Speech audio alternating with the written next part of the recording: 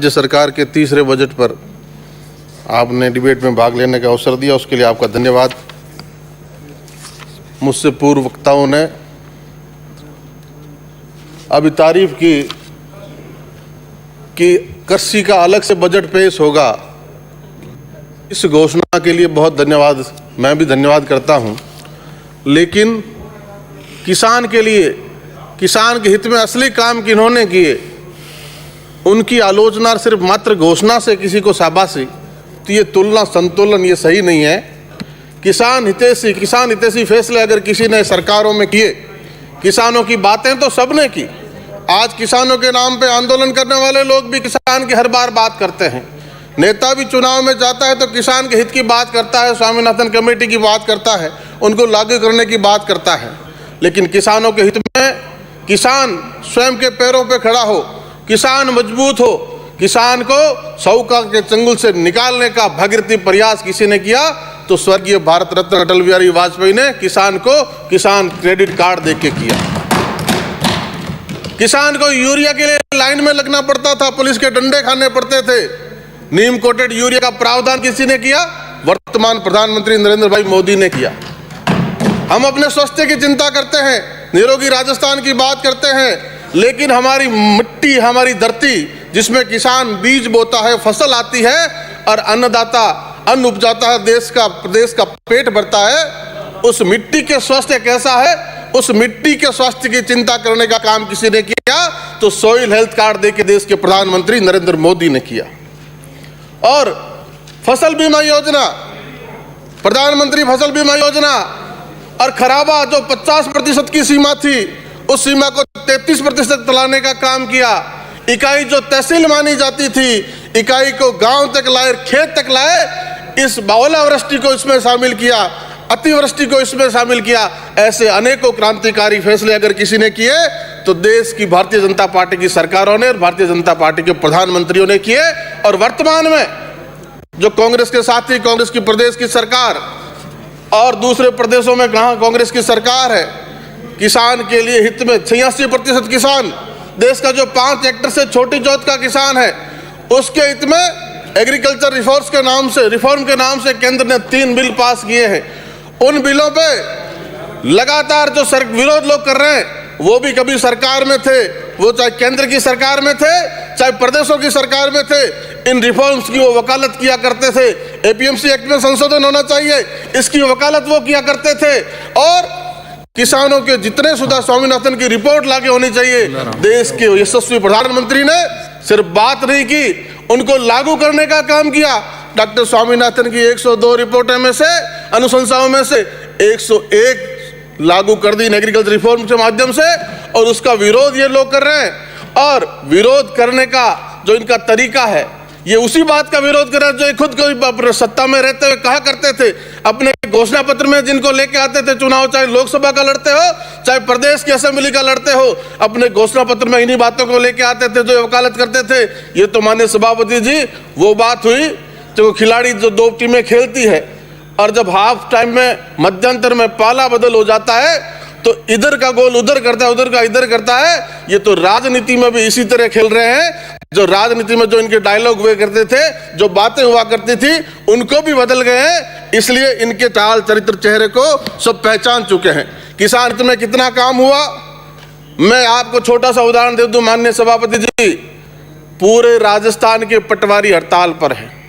मेरे नोखा में 57 पटवार मंडल है, 23 खाली है, और 147 गांव में 62 गांव की गिरदावरी नहीं हुई है। और ये पूरे प्रदेश की समस्या है। 45,000 गांव गिरदावरी से वंचित रह गए। और गिरदावरी से वंचित रहने का मतलब केसीसी का लोन नहीं मिलेगा और पीएम सम्मान निधि नहीं मिलेगी। एमएसपी पर फसल बेचने जाएगा तो गिरदावरी की प्रतिशत चाहिएगी। एक किसान की चिंता करने वाले लोग अपने गिरेबान में जाके देखें और पूरे प्रदेश के 45,000 गांवों में गिरदावरी नहीं है।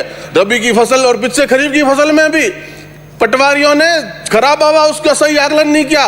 प्रदेश के मंत्री को, कलेक्टर को, सबको अवगत करवाया गया, लेकिन किसान की थोथी चिंता करने वाले लोगों ने उस पर कोई ध्यान नहीं दिया।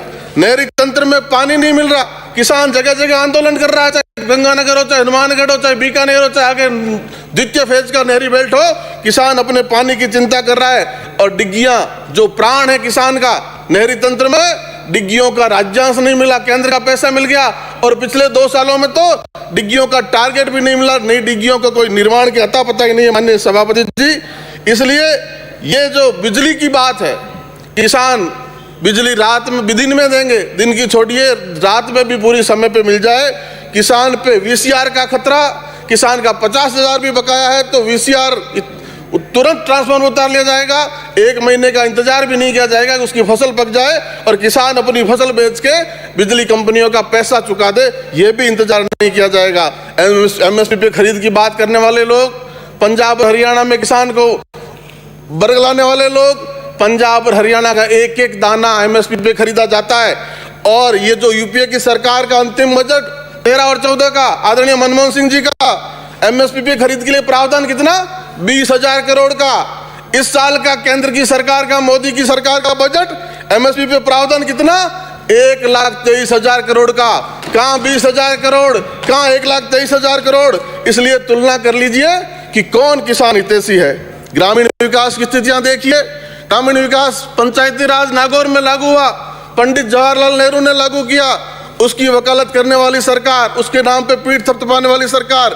अपने पंचायत राज की स्थिति देखिए, पंचायत राज के चुनावों का क्या असर किया। अभी भी 12 जिलों में चुनाव बाकी है और पंचायत राज के चुनाव के टुकड़े कर दिए। सरपंच अलग, पंचायत समिति डायरेक्टर का कभी, ये कितना तारतम्य हुआ करता था पंचायत राज में, वो सारा तारतम्य तहस नहस कर दिया।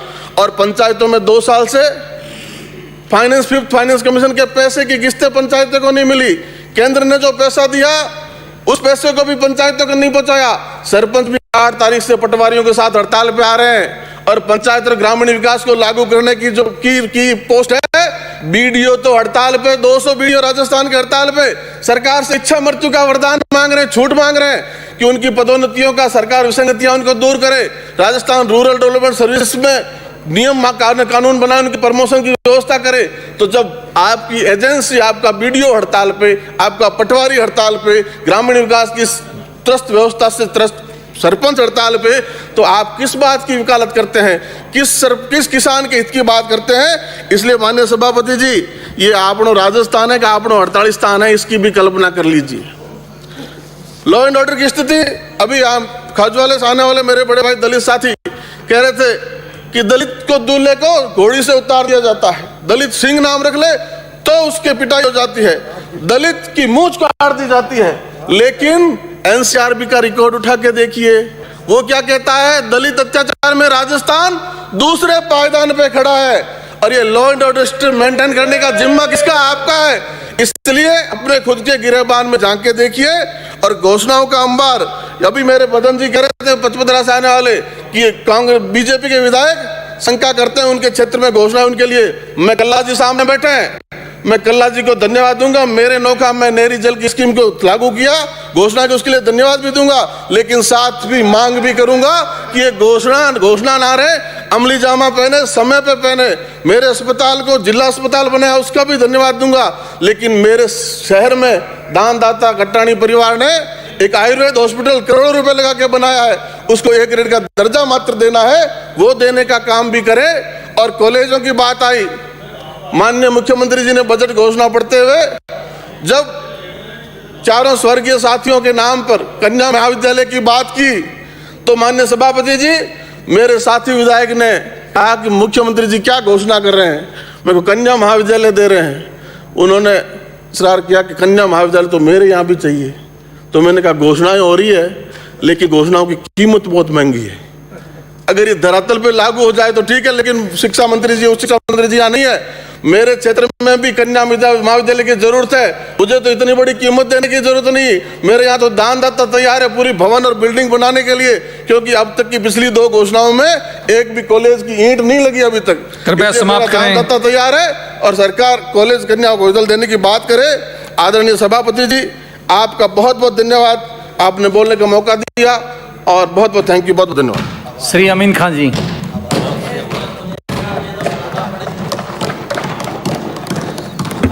सभापति महोदय, तारीख 24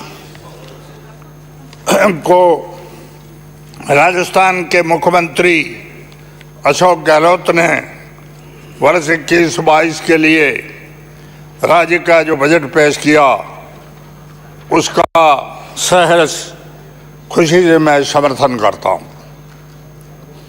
इस बजट में समर्थन हम इसलिए करते हैं कि मुख्यमंत्री ने कृषकों को, पशुपालकों को, गरीब बच्चों, जो विद्यार्थी है, पढ़ने वालों